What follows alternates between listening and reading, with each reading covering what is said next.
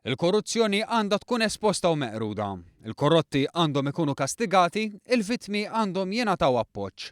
Dan kien l-ispirtu li bih tmexxa l-Anti-Corruption Summit li l-Gvern Ingliż tella f'Londra u li ġabar fih numru ta' kelliema u esperti minn madwar id-dinja.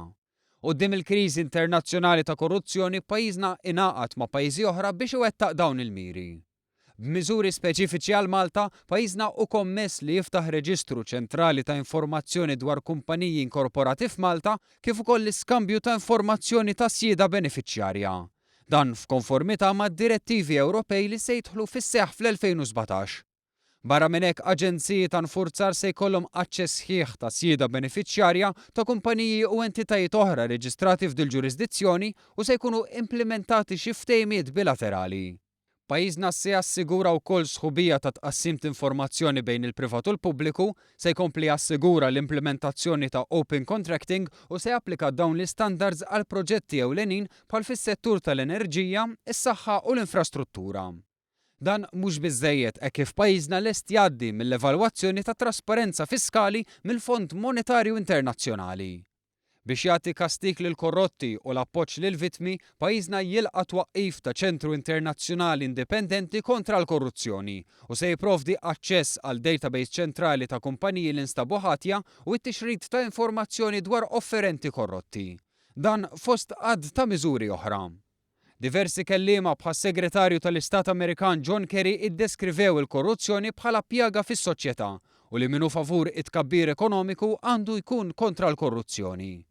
Min-naħa tiegħu il-Prim Ministru Ingliż David Cameron enfasizza l-punt li għamel il-Prim Ministru Malti nhar l-Erbgħa li ċ-ċentri finanzjarji m'għandhomx ikunu awtomatikament marbuta mal-korruzzjoni.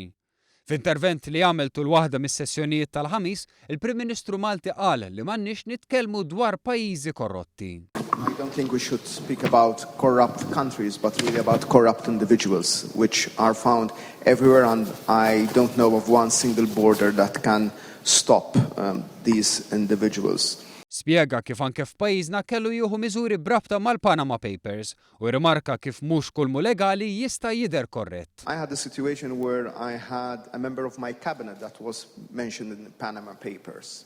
And I had to take some decisions. So some people said I was too tough, some people said that I was too lenient on the individual.